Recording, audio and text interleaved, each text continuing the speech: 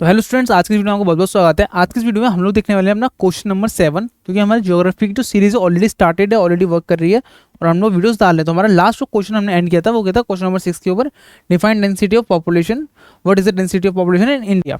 ठीक है, उसकी हमने वीडियो देख ली थी पूरी, उसका हमने पूरा सोल्यूशन कर दिया था। अब आते हैं अपने क्वेश्चन नंबर 7 की तरफ। अभी तक आपने सब्सक्राइब नहीं किया चैनल को सब्सक्राइब कर लीजिए। पहली बार आ रहे हो तो आप हमारी प्लेलिस्ट को देख सकते हो कि हम लोग किसी चीज़ के ऊपर वीडियोस बनाते हैं। ठीक है, तो स्टार्ट करते हैं अपने टॉपिक पे और चलते हैं अपने क्वेश्चन नंबर 7 की तरफ। तो जो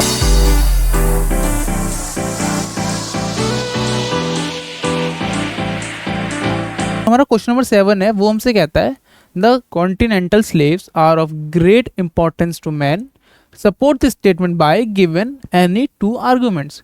महाद्वीपीय निगमन तट हमारे लिए क्यों अत्यधिक महत्वपूर्ण है, इसको दो तर्क देके हमें बताना है।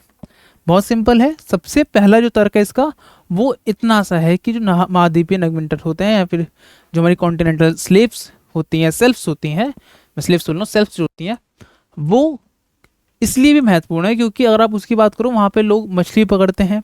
ठीक है, तो मछली जो लोग बेच के अपना पैसे कमा रहे हैं उन लोगों के लिए सबसे ज़्यादा इम्पोर्टेंट है। प्लस कुछ स्पेसिफिक मछलियाँ वहीं पे ही अपना जीवन यापन करती हैं, इसलिए भी क्योंकि कुछ मछलियाँ गहरे समुद्र में नहीं मिलती हैं, वो वहीं पे ही सेल्फ्स में ही मिलती हैं। अगर किसी को नहीं पता महाद्वीपीय निगमन तट क्या होता है वो मैं आगे बताने वाला हूँ, तो पूरा देखिएगा इस वीडियो को। ठीक है, एक तो इसके लिए हो गया। दूसरा, बहुत सारे खनिज पदार्थ होते हैं जिनके लिए भी वो महाद्वीपीय निगमन तट बहुत ज़्यादा ज़रूरी होता है, जैसे कि आपका तेल हो गया, आपके बहुत सारे ईंधन हो गए, वो सब कुछ के लिए भी बहुत ज़्यादा ज़रूरी होता है। एक बार देख लेते हैं क्या आंसर है इसका।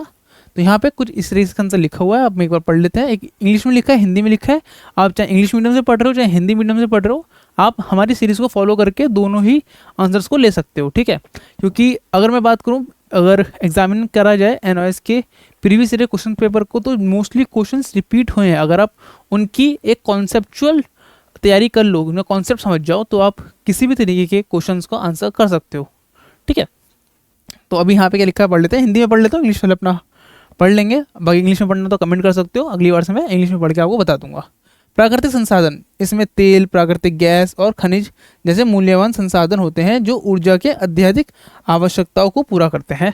ठीक है, जैव विविधता समर्थन, ये विभिन्न समुद्री प्रजातियों समेत वाणिज्यिक महत्वपूर्ण मछलियों के लिए महत्वपूर्ण आवास के रूप में कार्य करता, जो मैंने बताया था।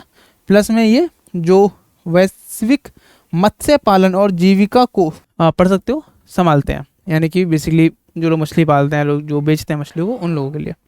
ठीक है, कुछ इस तरीके की सेल्फ्स दिखती हैं जो महाद्वीप निगमन तट होता है, यानी कि जो भी आपकी महाद्वीप का आप वो कह सकते हो वो छोर जहाँ पे वो जमीन और पानी से टच हो रहा है, यानी कि वो पर्टिकुलर एरिया कुछ किलोमीटर्स का, वो आपका इसमें काउंट हो गया, कुछ मीटर्स का। ठीक है, देन इस तरीके की मशीन लगा सकते हो जिससे आप जो आपके रिसोर्सेज हैं, जो भी आपके मटेरियल्स हैं, आप उसको निकाल सकते हो उस जगह से। ठीक है, अब इसको आप बीच समुद्र में नहीं लगा सकते, बहुत ज़्यादा गहरे समुद्र में नहीं लगा सकते, क्योंकि लगाना बड़ा मुश्किल हो जाएगा वहाँ पर।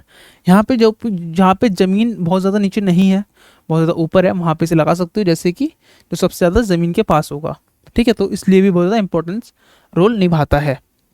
नेक्स्ट आपका कुछ मछलियों की फोटो है कि जैसे लोग मछली पकड़ते हैं उनके काम में वो चीज़ आती है।